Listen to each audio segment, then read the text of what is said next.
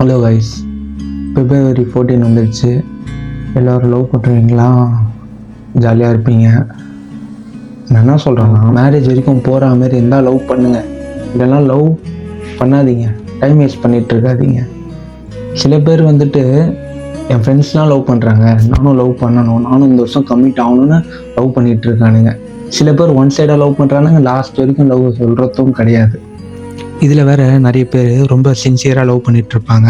Marriage அப்படி பற்றி பையனோ பொண்ணோ பேச வந்தால் எங்கள் வீட்டில் ஒத்துப்பாங்களான்னு தெரியல, எங்கள் வீட்டில் பேசணும், எங்கள் வீட்டில் ஒத்துக்க மாட்டாங்க, நம்ம பிரேக்கப் பண்ணிடலாம், லவ்லாம் வேணாம் அப்படின்னு பிரிஞ்சிடுறானுங்க.